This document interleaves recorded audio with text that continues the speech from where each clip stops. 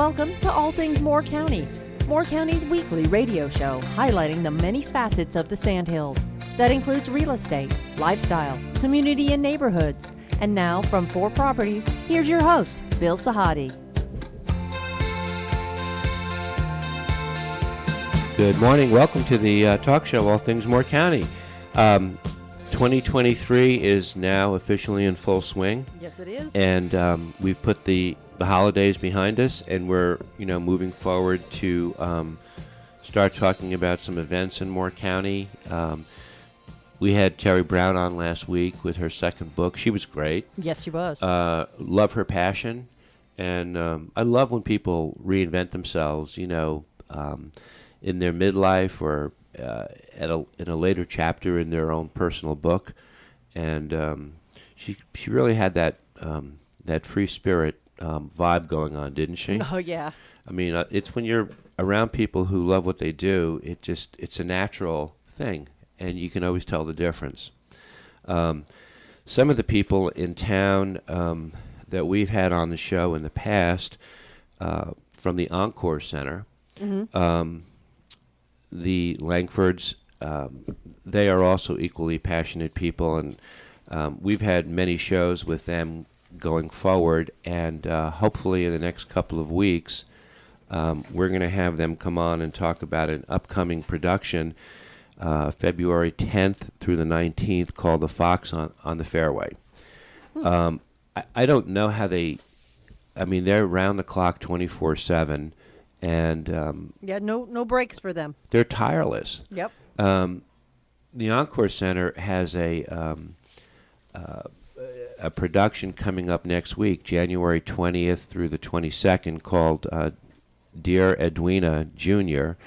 And it is it's a production, the youth production camp that they run, among so many other things. And they're going to be presenting this. It's the adventures of a plucky advice giver extraordinaire, Edwina Spoonapple. Anyway, she's going to be directing the neighborhood kids in a series of production numbers, and it's a way for some of the young kids to get introduced to theater and the arts. And the Encore Center has become a soup to nuts center for the performing arts in Moore County. People of all ages, children of all ages. So I just wanted to make a mention that the 20th through the 22nd of January, this will be their first production of the year. You can go to encorecenter.net to get more information, and that comes up next, I think, Friday, Saturday, Sunday. Yes. Okay. I just wanted to get that out. Okay. Last summer, we had a gentleman come on, Jared Heavenston, who came on and spoke about his company, Tough Stump Technologies.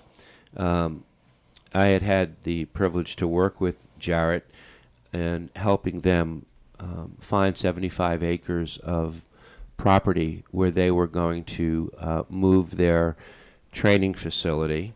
And he has set up, I guess his shop is still behind the Sly Fox.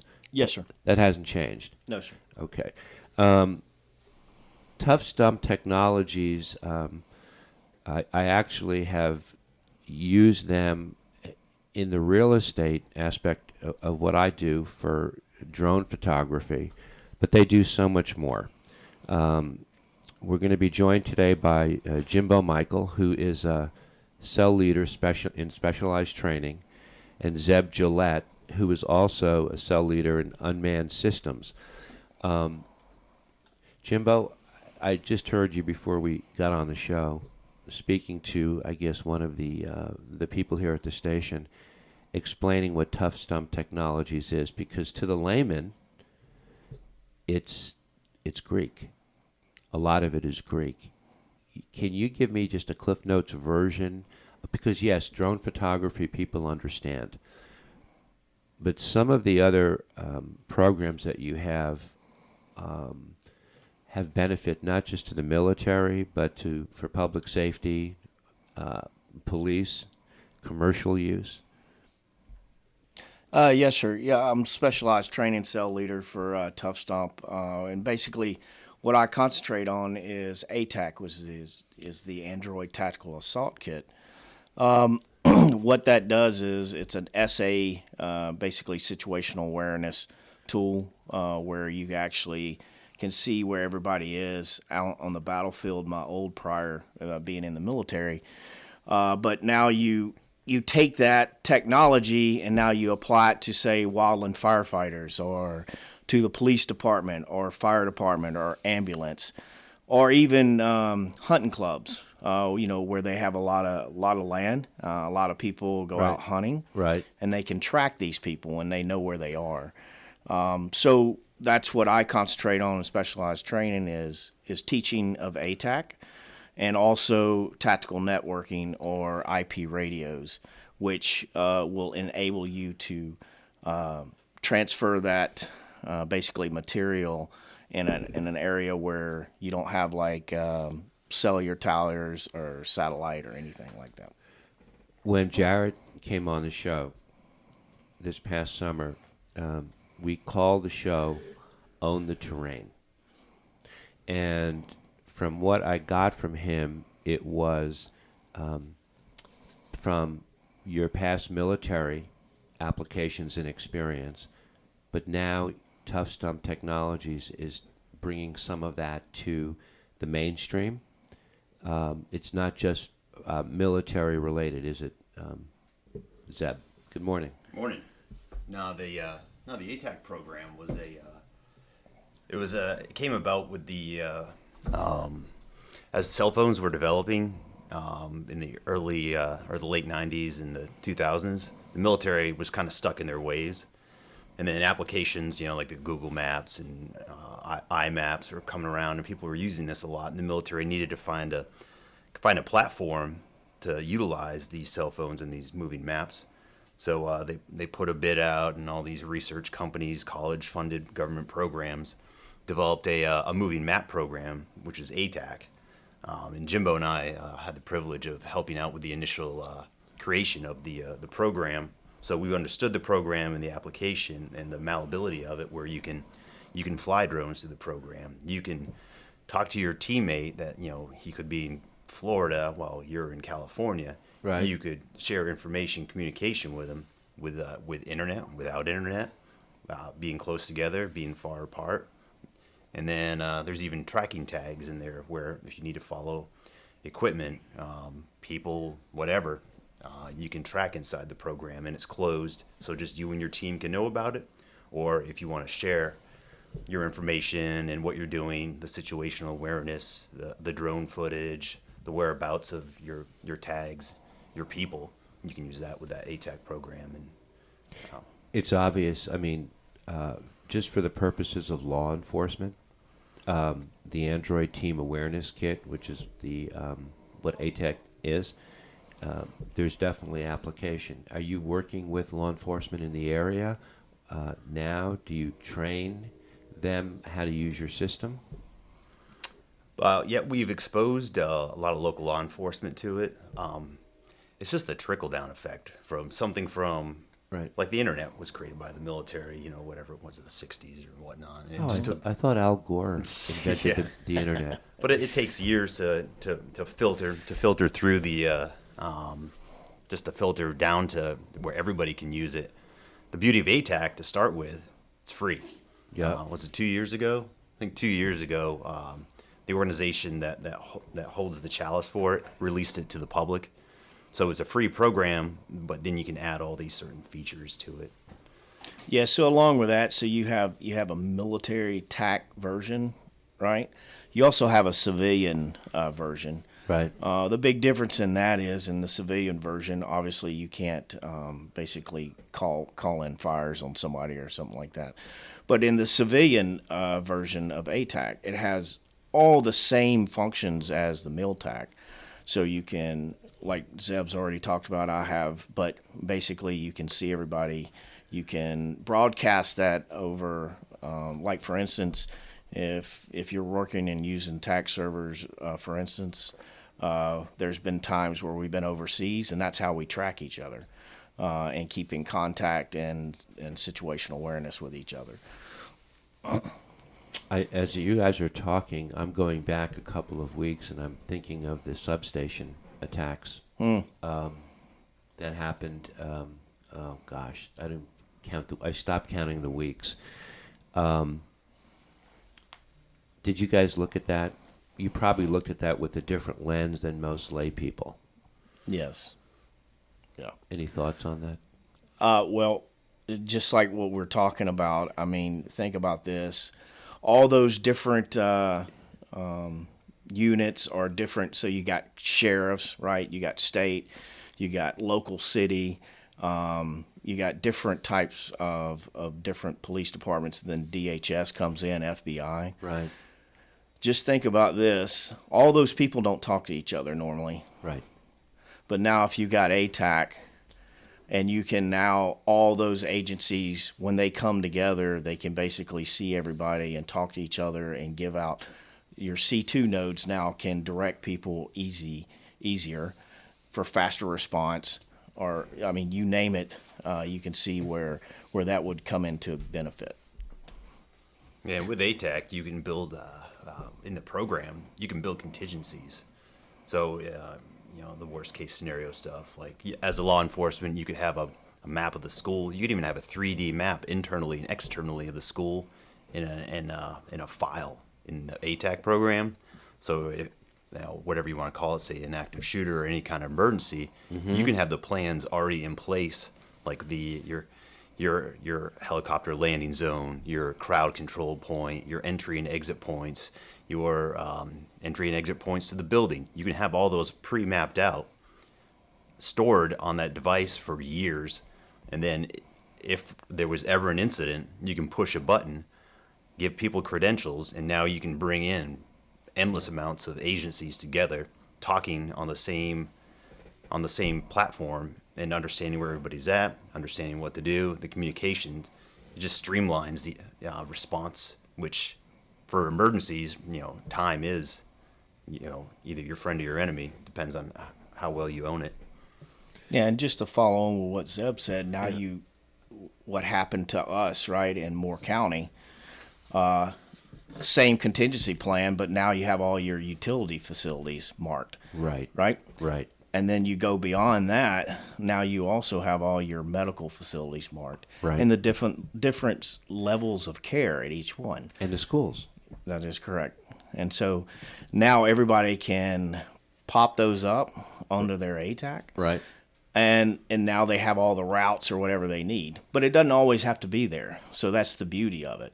You can hide it until you need it. And then that way it's not clogging up your picture and your map.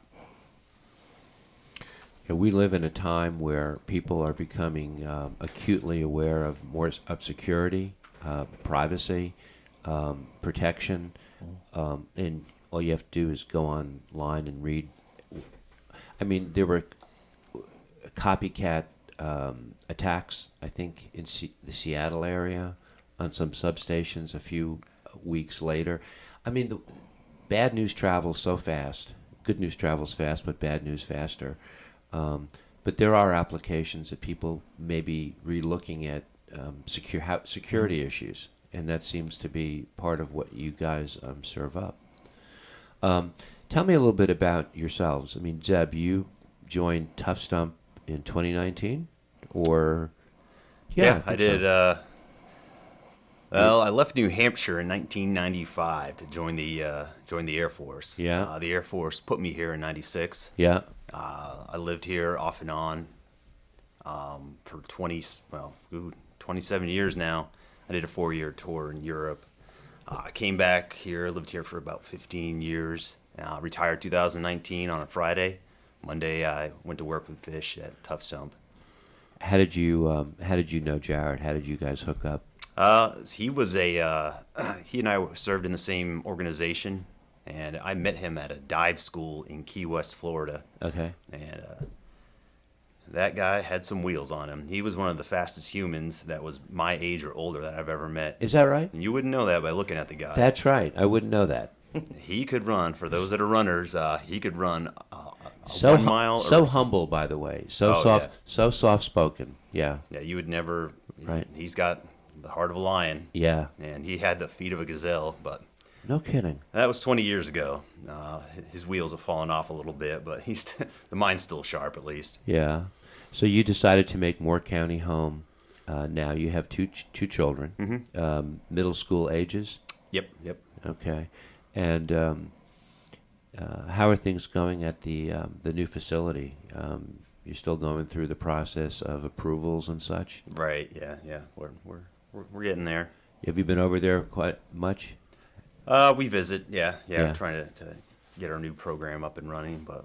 All right, we're gonna come back in the second set, and Jimbo, I want to talk about your background a little bit. We're talking about Tough Stump Technologies, and I do want to talk a little bit about just a thing that most people do understand are drones and what the purpose, why do them, and how important they are in the real estate business. But there are so many other applications beyond real estate.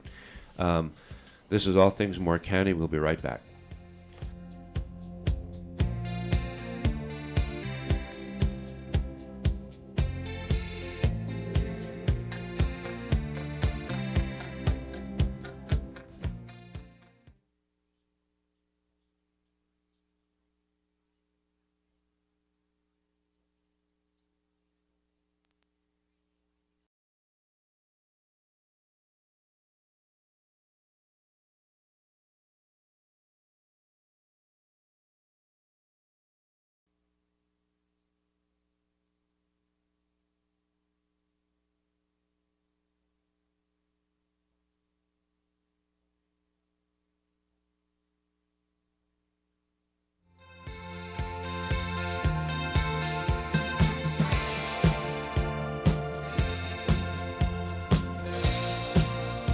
Welcome back to the second set of All Things Moore County.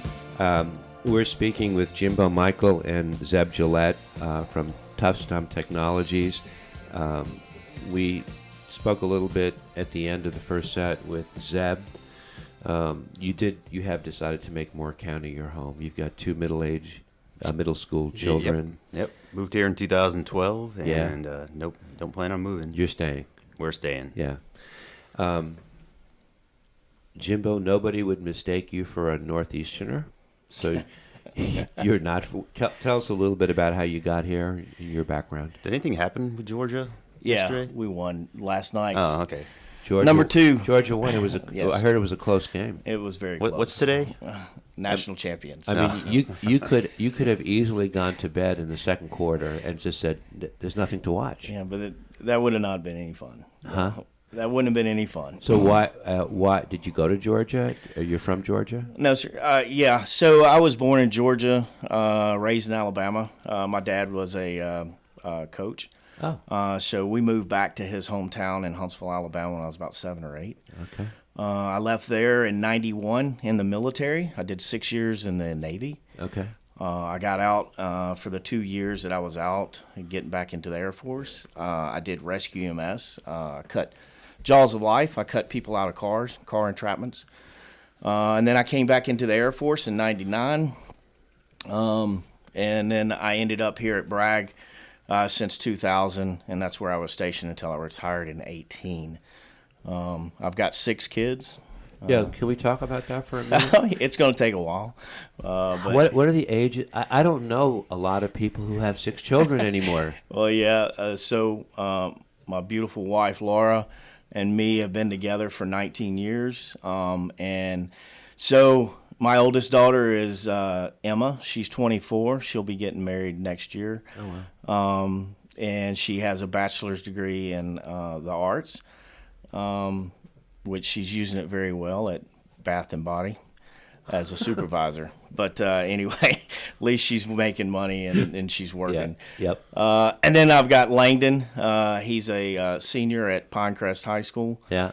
And then I've got Eden and also Hayden, which are freshmen at Pinecrest High School. And then I have Grayson, that is a 8th grade at West Pine. Yeah. And then Emily, which is an 8th grader at O'Neill. So Proud father. So Right. yeah. I hear it in between the lines. Proud dad. Yeah, they keep me going. How did you and Jarrett meet and hook up? How did you get to Tough Stump? Yeah, so it's pretty much the same story as Zeb. We've all known each other for a long time. We were at the same unit together for my last 11 years in the military. And just like Zeb, when I retired in 18, August 31st, I started working with Tough Stump 1 September. Okay. And so that's all she wrote. Yeah, Jarrett, Jimbo, and I were all instructors at the same place not at the same time, but at the same place. Yep. So Okay. I've been following Tough Stump Technologies and from afar, and then spoke to Jarrett a little bit and to Rebecca about the need that I have for drone photography. And in the last couple of years, it's become much more popular, and we get bombarded in our emails with people who have received a drone license, and then they put together an 8.5 by 11 flyer, basically advertising that they shoot drone photos for real estate. Well, our business is very visual. We have people from all over the country who are looking at properties and homes in our area from afar. So the visual aspect has become much more important than ever. But there's a huge difference in the quality and the type of... A drone picture is just not flying a drone above head and snapping a few photographs. I've had some disappointing experiences with it. But Zeb, you did something for me back maybe 4 or 5 months ago over at Warrior Woods Lake on a home that we have since sold. And you guys were out there for a good 4 hours. You had, 3 cameras going. There's a difference between what you do and offer and what I get in my email box sometimes that I just hit and delete. How do you approach the photography that you do for me or perhaps for other people who are in the real estate business or even in the public? Well, the way we look at it, flying commercially was not really our intent when I got out and became the unmanned cell leader. We were using drones for a purpose. They were a tool. So I started flying some fixed-wing, smaller drones in the early 2000s, the Aero Environment Puma, and it was used primarily for airfield reconnaissance. Being in the Air Force, I was call it a forward deployed air traffic controller. So so we had to look at airfields before we would get there and make sure they were suitable. So we'd use drones to look ahead, look for bad guys, make sure it's suitable, make sure the runway wasn't fouled. So it was a tool, and I approached drones as a tool all the way through my 24 years in and out of using them. I personally didn't have a passion for drones, but they were a tool. And like any tool, I get a little hyper-focused on something I'm supposed to be good at. Yeah. So I, from, soup to nuts or whatever you want to call it, from opening up the package, I would know all my equipment, radios, drones, weapons, inside and out. So when Fish hired me on, he didn't actually hire me to fly drones. He's like, that was part of the company, was using fixed-wing drones to create maps. He hired me to use those, the products from that system to implement them in-outs and then as an instructor. But then we had a client ask if I could teach how to fly the DJI Mavic, which is a fairly common drone for surveillance and reconnaissance for like law enforcement. Right. So how to use the camera work in the drone to kind of have an offset location where you can, see what people are doing, whatever's going on. But even going back to my military career, using that, you're good at flying, which was part of it, right? I've been flying for years. Sometimes it's time, not experience, or time is experience. Right. But it was the quality of the images I was pushing back. Even while I was in the military, you could take a picture of something and send it back, and like, hey, this is the bunker where these guys are hiding out at or whatever. But if it's a grainy, bad picture, if it doesn't really capture a story, Right. you lose the meaning of that picture. So I used it once again as a tool. So I would download these images, and this is in the more rudimentary quadcopters now, Right. not like the cameras they have nowadays. They were like 2K quality at best. But we doctored them up in a separate program, make the images clean and sharp as possible, and the images that we would gather from, if not just cameras and UAVs, unmanned aerial vehicles, we take those images and sharpen them up and create a story so that the picture would tell a story. I did not think I would be flying commercial properties, but I knew how to do the surveillance reconnaissance. I have a military background. I'm a drone pilot instructor. I've instructed 50 or so clients since I've been out, different organizations. That's the part that I think definitely makes us a little bit different. Like when Fish asked if hey Zeb, can you go fly for Bill and 4 properties? I'm like, yeah.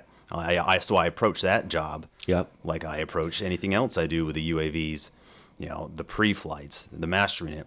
I went in with Christina is my unmanned ground controller. We have a robot dog now. Yeah, right. Yeah. We're going to talk about that in the third set. Yeah. So we approached it very much so like I did in my military days. Well, so we spent an hour prepping the UAV. We played with all the camera settings. We rehearsed. We actually drew out on ATAC what we were going to do, how we're going to approach it. You're going to fly from the water on in. I'm going to do this. Right. So we had an outline on how we're going to do it. We had our settings perfect, so we went out there, and that's why we spent 2 to 4 hours out there. And on the side, we still teach clients, law enforcement and other government agencies how to use drones for surveillance and passing back information. So we use it. Yeah, it's great for commercial, but it's great practice for us to get in the sticks of the drone and become better airmen at the end of the day. I'll say this also. Yeah. We fly a lot of different platforms too. So that in itself makes you a better pilot, because if you're dealing with a lot of different platforms, you're having to do, they have different capabilities, they have different controls, and that just makes you a better pilot. And then the one thing that Zeb did hit on that's huge is we mission plan. Yeah. We just don't go out there and haphazard. So not every piece of real estate is a candidate for drone photography. If you have a home in a subdivision that you're selling, doing a drone photography is probably not beneficial, because all you're going to see are rooftops and little slips of land in symmetrical lots. The properties that I've reached out to you for have been private. They've been expansive. I think the one we did yesterday was a 1.2 acre parcel on 298 feet of water. Beautiful home. People want to see the property lines. They want to see the terrain. They want to see the topography. You can't do that in a subdivision, and it would be overkill, because there's not a whole lot you can get other than perhaps a visual of the home from the front looking down, which is dramatic and it looks nice.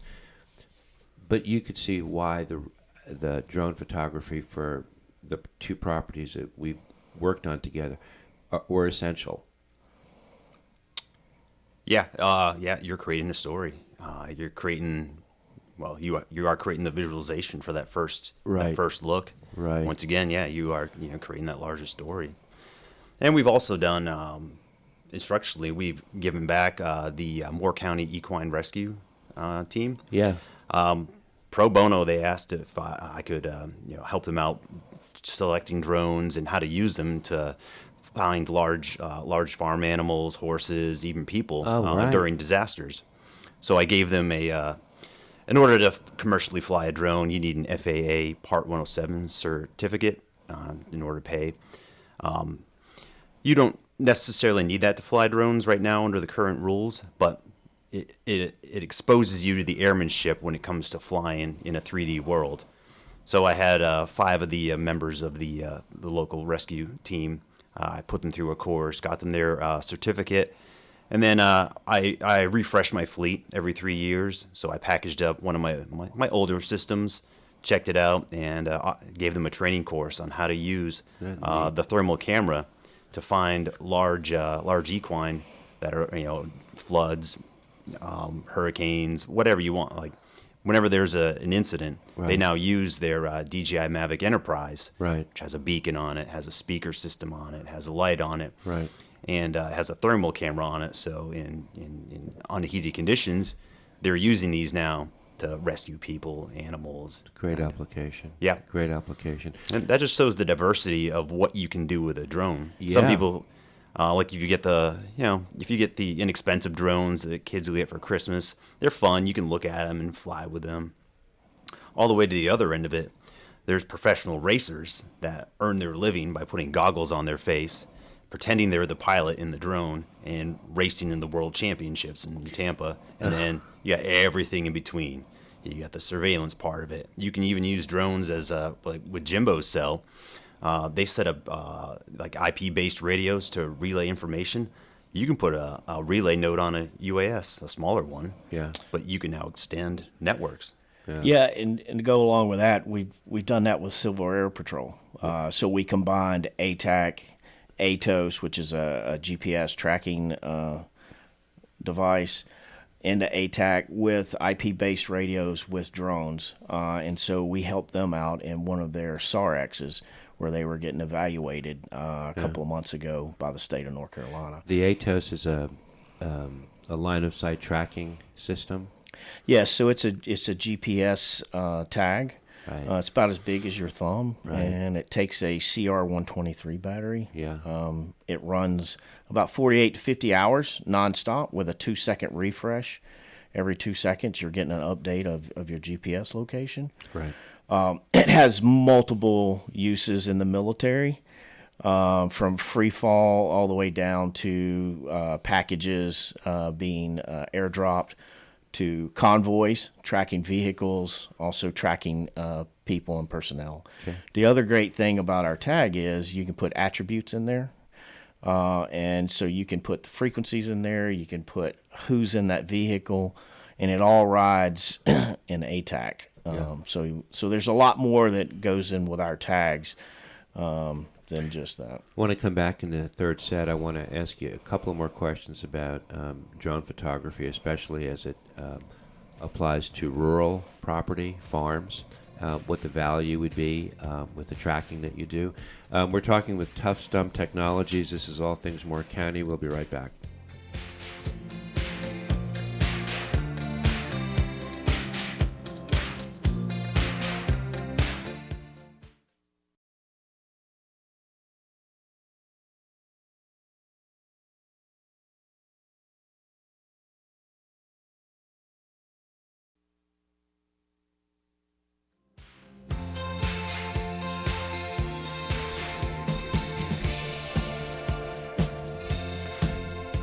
Yeah, I can just continue with ATACs. The robot dog and his own Instagram.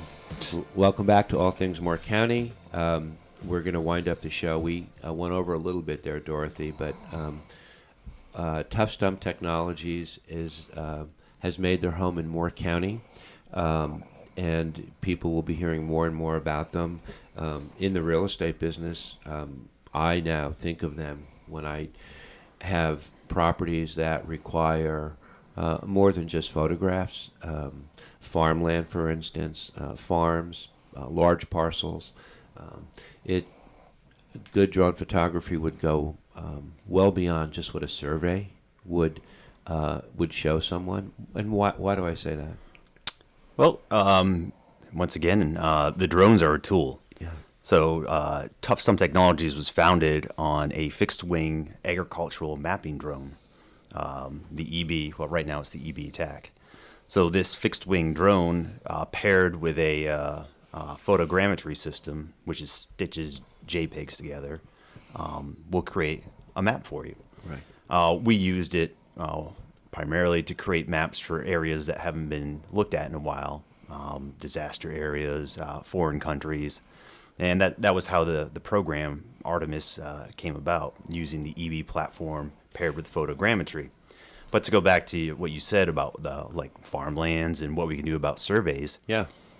we have mastered the technique. We can create 3D images with these maps. We can create thermal images with these maps. You can see where, the flow of water is, irrigation. Right. You can see Right. and you compare the tools for different drones with their attributes together. So you can fly a quadcopter around a barn and get a 3D image of a barn, and you can have the agricultural drone mapping, your 20, 30, 40, 100 acres. Right. And you can now tell where your water runoffs are. You can tell where the hot spots are. You can tell where the water is. You can tell where there's deadfall. The big thing also with that imagery is it's highly detailed resolution.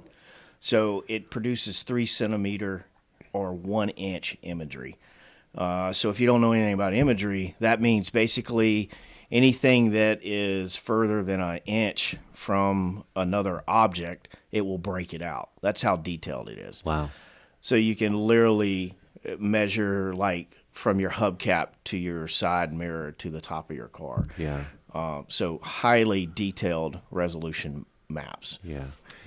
I know that when Jaillet was looking at the farmland that he was eventually purchasing, one of the things he asked was for permission during his due diligence period, and even before that, was to go out there and fly the property and map it, look at everything you all just mentioned. So he knew, he understood every undulation. He understood where the water was, where the hot spots were. You also get a really good idea about the power grid when you do that and how it affects your property. I have a friend who has a century farm, and not far from there, and they just sold, their family just sold some land to Duke Power. And in order for Duke Power they had to go in and fly and look around and see exactly what portion of that property was most important to them. So everything was done from hundreds of feet above the ground, not on the ground alone. And it's a new way of living, I guess. Yeah, the Artemis is the bomb diggity. Like, it is the best platform out there. And you're talking about like Duke Energy and solar panels and stuff like that. We also have a sensor that can detect up to 0.1 degrees Celsius change. So we could actually fly over those fields and tell them which solar panels are active, not active, and so forth. It's crazy. That's just some more stuff that we do or can do. Crazy. So people can actually, they can reach out to you guys at Tough Stump for drone photography, commercial. They can reach you, Zeb, at your email address, which is just zebj@toughstump.com or Jimbo@toughstump.com. Yes. Or they can go on to the website. And the website is toughstump.com, period. Yep. Keep it simple. Very simple and very intuitive.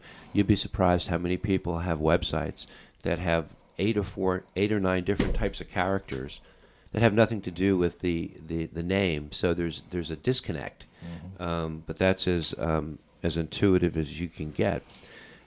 You mentioned Artemis, and that, if I'm not mistaken, aerial reconnaissance tactical edge mapping for the layman. Mm-hmm. It's a lot to swallow. It is. We used to, tactical mapping. Jaillet was an Army Ranger, and he loves his acronyms. So he's created a sexy acronym, and as the goddess of the hunt, as their vanguard. Tell us very quickly. There's a story behind ATOS, ATOS, which is a line of sight tracking. It all had to do with, and Jaillet did speak a little bit about it, a military dog that you lost. Mm-hmm. Can you just tell that story real quick, Cliff Notes version? Yeah, this is Jared's story, so I heard it from a guy, but we had military working dogs during our tenure during the global war on terror while we were assigned with them, and the dogs are like teammates. And this specific dog, Atos was his name, was a Belgian Malinois. The dog was they were after an aggressor, and the guy had body bombs on him. And the team it was about 10 guys, were moving towards the guy. They released the dog to see if it was safe. The dog went out there, and unfortunately, he ate the vest. So the dog died, injured 3 other people. Yeah. And Jaillet was right next to him when he died, and had love for the dog. Yeah. Obviously had love for his country and his service in there, and wanted to honor his time in the service and Atos by naming the Tough Stump GPS tracking tag after him. Yeah. We're delighted that Tough Stump is here, and you guys will be making a difference in Moore County from a commercial point of view, not just a military point of view for law enforcement. There are a lot of training opportunities that I think you guys are going to have down the road. You mentioned the equine. I think there'll be other things that will be popping up, and the cool thing about Tough Stump is there will be things that happen in your business model that will meander away from maybe what your core is as the needs come up in the community, and you just sort of, go with that flow, and it will happen. And that's the beauty of the name of Tough Stump. Like, what is a Tough Stump? Like, Right. what do you want us to be? Right. We'll throw drones and software circling around that sun in our solar system. We'd love for the outside commercial world to embrace what we do, and we hope we can be the vanguards and show people what we have. Yeah, and I hope to work with you guys down the road as we continue to put some properties on the market that are worthy of the kind of quality of work that you do with the drones. Bill, if you don't mind, I'd like to just throw out there for everybody locally that we have a tech rodeo that we will be putting together here shortly. And with that, it's local. It'll be out at probably Little River, the golf course out there. And that's where we bring a lot of different vendors together, like communications, drones, robot dogs, and all that. But it's for the local community. So that's something like the firefighters, the police, the ambulance, first responders, the search and rescue teams, or anybody can come out. So that'll be actually Zeb is going to be leading that. So. When is that going to be? That'll be the middle to late February. If you go to our website, toughstump.com, look up events. Great. You can see that. We have a firefighter-specific drone that's meant to break glass to relieve fire breaks or in fire backdrafts. We've got the surveillance for it. We got the thermal imaging. We've got a robot dog. I mean, everything on the Tough Stump plate is a la carte. Yeah, we'll have ATAC, ATOS. IP-based radios, everything out there. If you have the dates firm yet or no? Middle of February, not 100% firm, but okay, more to follow. I'm glad you mentioned that at the end. Jimbo, thanks for coming in. Zeb, appreciated it. Look forward to seeing you guys down the road. Tough Stump Technologies. It's a name you're going to be hearing more and more about in Moore County. Thanks, guys. Have a great week. This is All Things Moore County. Thanks, Bill. Thank you.